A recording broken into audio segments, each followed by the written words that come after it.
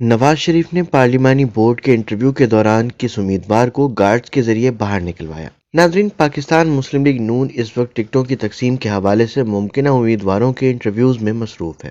کسی ایک ڈویژن کا انتخاب کر کے وہاں کے امیدواروں کو انٹرویو کے لیے مدعو کیا جاتا ہے، جنہوں نے ٹکٹ کے لیے 1 لاکھ روپے کے ساتھ درخواست دی ہوتی ہے۔ اسی ترتیب سے 14 دسمبر گوجرانوالہ ڈویژن سے تعلق رکھنے والے امیدواروں کے انٹرویوز کے لیے مختص تھا۔ امیدوار باری باری اپنا سی وی پیش کر رہے تھے۔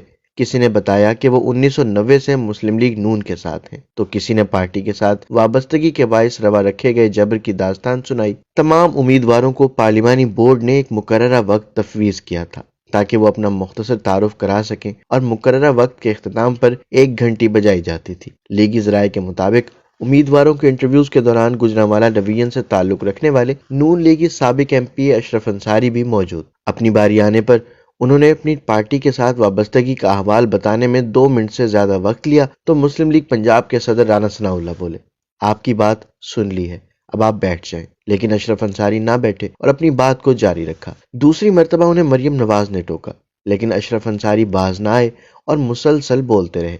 پارلیمانی بورڈ میں انٹرویوز لینے والے دوسرے رہنماؤں نے بھی اشرف انصاری سے کہا کہ آپ بیٹھ جائیں، قائدین نے آپ کی بات سن لی ہے، جس پر اشرف انصاری غصے میں آ گئے اور کہا، اگر آپ ہماری بات نہیں سننا چاہتے تو ہمیں بلایا کیوں ہے؟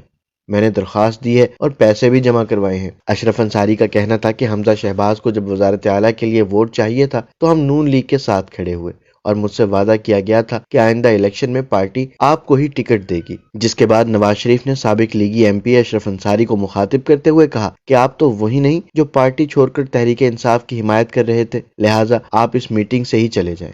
جانے سے انکار پر نواز شریف نے گارڈز کو مخاطب کرتے ہوئے اشرف انصاری کو کمرے سے باہر نکالنے کا کہا، جس پر عمل درآمد کرتے ہوئے گارڈز نے اشرف انصاری کو دھکے دے کر کمرے سے باہر نکال دیا۔ اس صورتحال کے بعد نواز شریف نے کہا کہ یہ شخص ایک تو پارٹی کے ساتھ وفادار نہیں ہے اور دوسرا بد نظمی پھیلا رہا تھا۔ سب نے روکا کہ بات سن لی ہے، لیکن وہ خاموشی نہیں ہو رہا تھا، جس کی وجہ سے یہ انتہائی قدم اٹھانا پڑا۔ ناظرین، 2018 کے الیکشن کے بعد وفاق اور پنجاب میں تحریک انصاف کی حکومت تھی اور نون لیگی رہنما آئے روز گرفتار ہو رہے تھے۔ لیگی رہنماؤں کے گھروں اور دفاتر پر اینٹی کرپشن، نیب، ایف آئی اے چھاپے مار رہے تھے۔